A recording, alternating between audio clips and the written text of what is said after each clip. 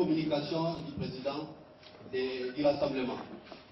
J'invite par conséquent les rapporteurs du rassemblement à vous faire la lecture de la communication prévue pour ce jour. Monsieur le rapporteur, vous avez la parole. Mesdames et messieurs de la presse, je vous remercie pour votre présence en ces lieux.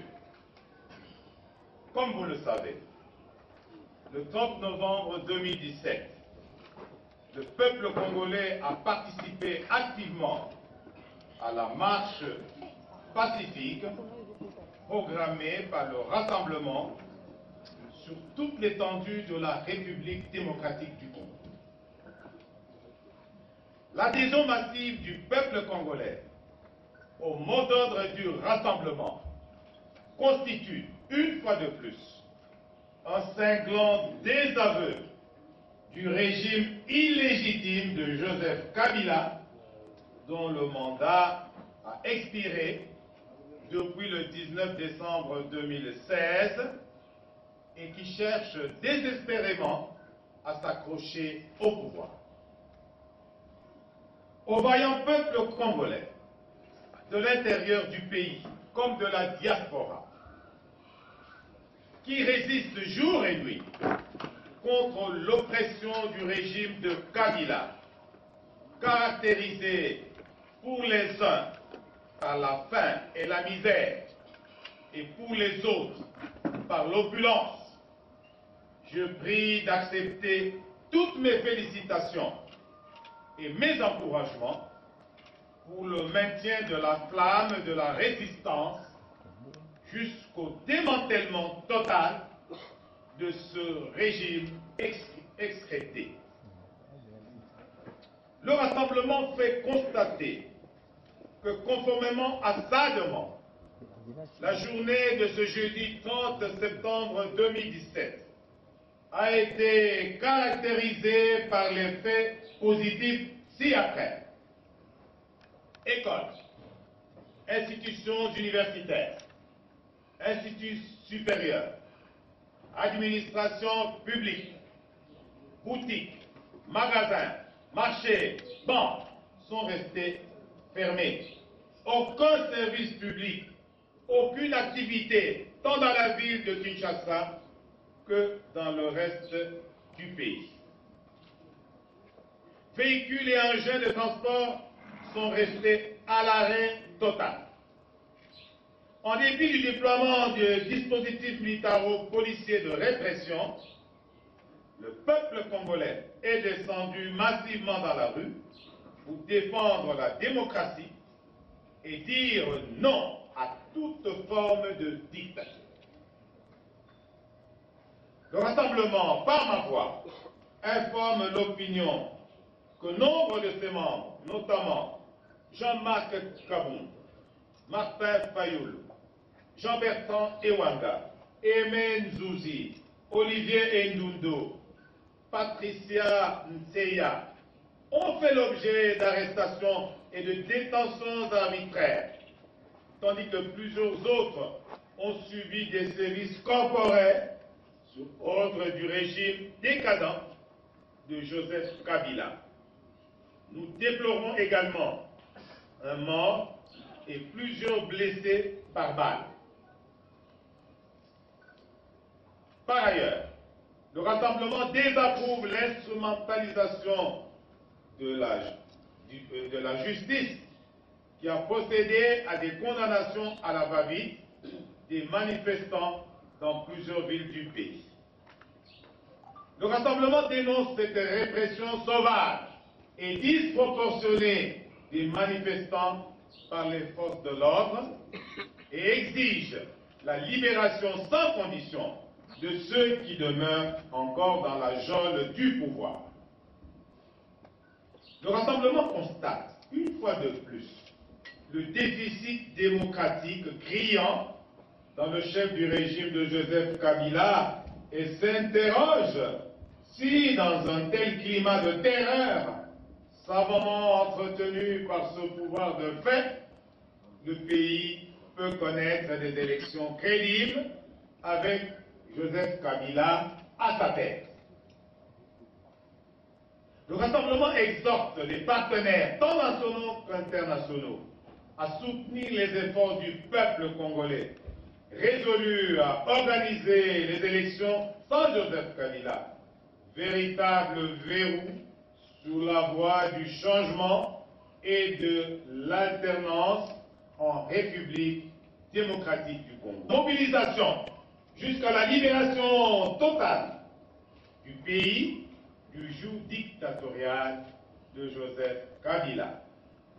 Pour y parvenir, le rassemblement demande au peuple congolais de participer activement et massivement à toutes les actions qui lui seront proposées.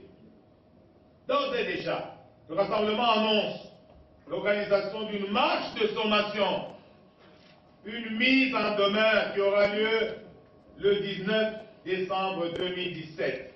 Comme les précédents, cette marche sera démocratique, constitutionnelle et pacifique.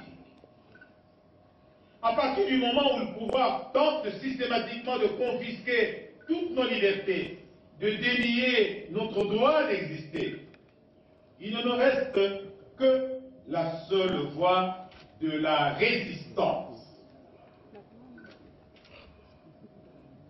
Peuple congolais, prenez votre destin en main, ne désespérez pas et chassez la peur.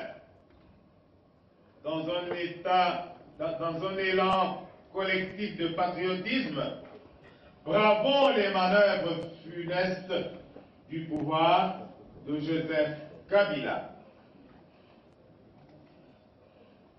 Je saisis cette occasion pour lancer haut et fort, dans la communion nationale des cœurs, l'appel à toutes les forces politiques et sociales, quelles qu'elles soient les tendances, pour, dans la confiance, faire l'union des forces de changement, une véritable union sacrée autour de notre cher pays et gagner ainsi l'alternance.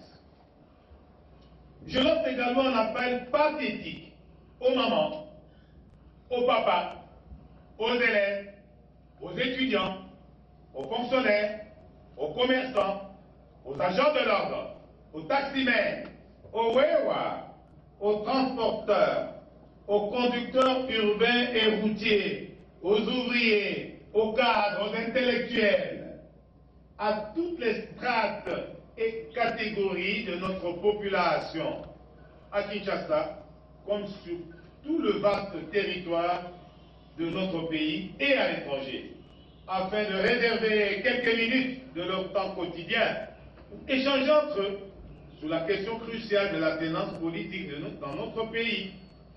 C'est ce que nous appelons opération Kabalisolo.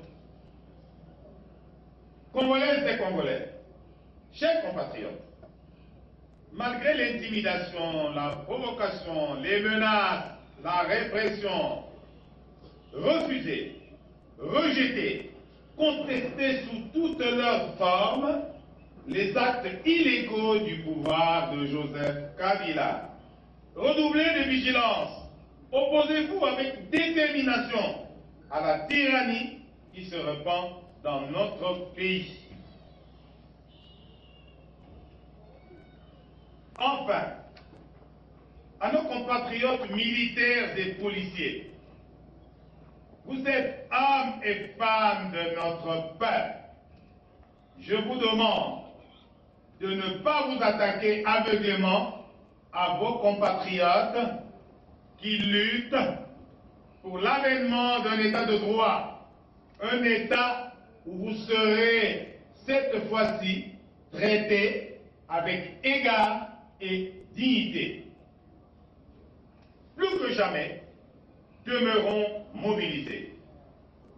Je vous remercie. Fait à Kinshasa le 3 décembre 2017, Félix Antoine Tshisekedi Tshilombo, président. Je vous remercie. Après, parce que les services techniques s'en occupent.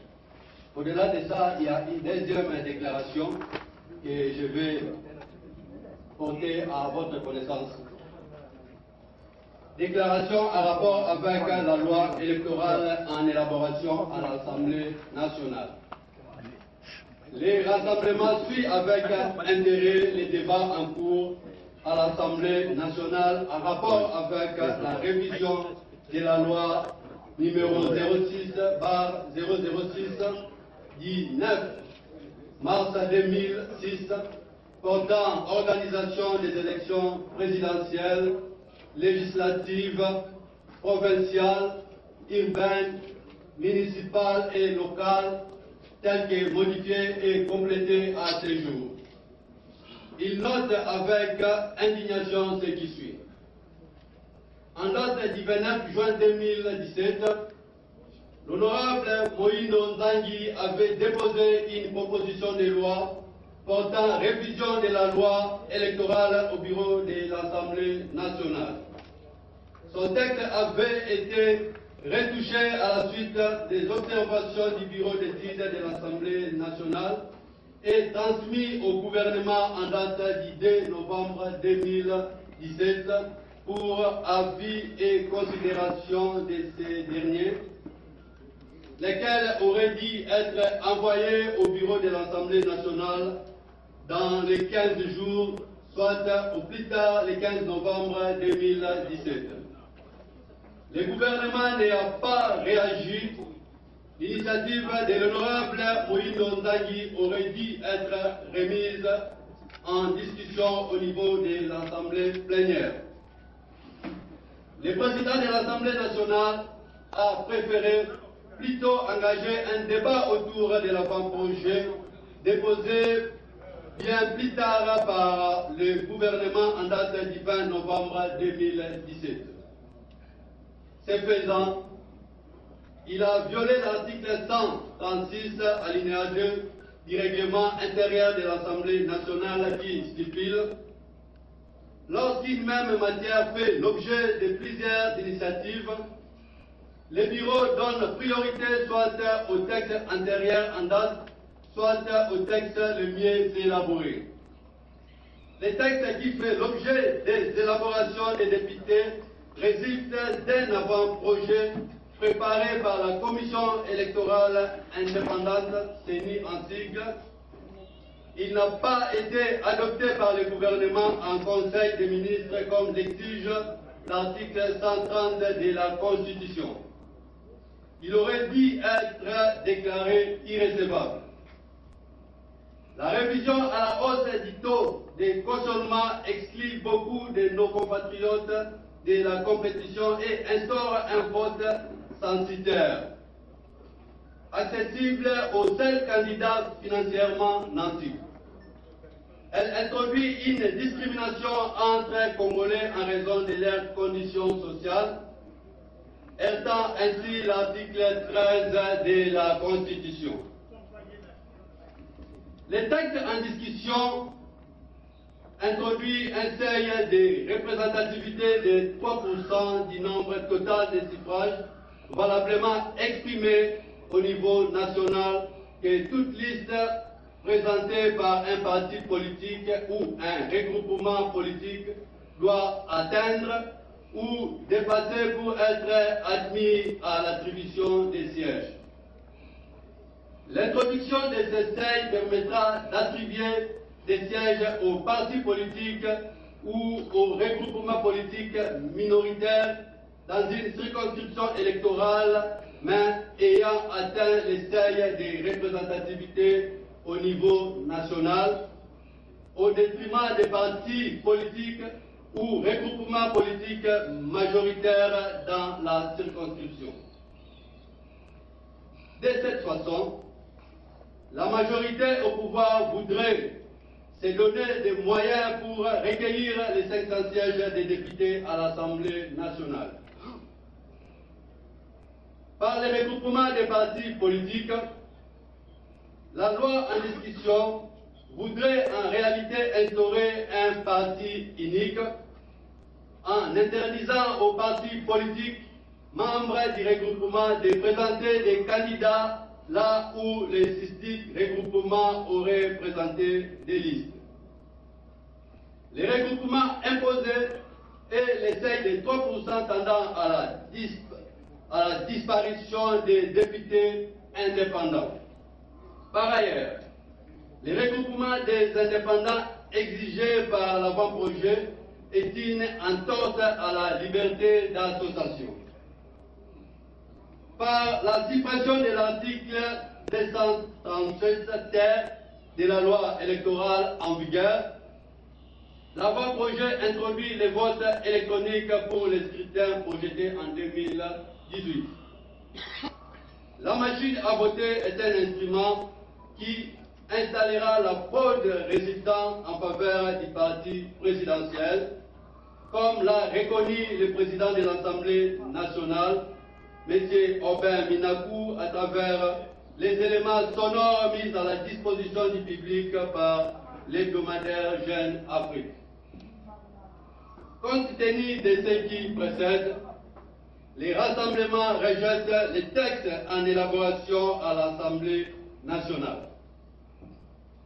Il s'en tient au texte en vigueur qui doit cependant être amendé dans des dispositions relatives au quotient électoral et celles en rapport avec la répartition des sièges qui se fera en fonction du nombre d'enrôlés et non de la population de chaque circonscription électorale. J'ai dit, comme nous vous avons promis, les supports de ces textes vous sera communiqué après la publication.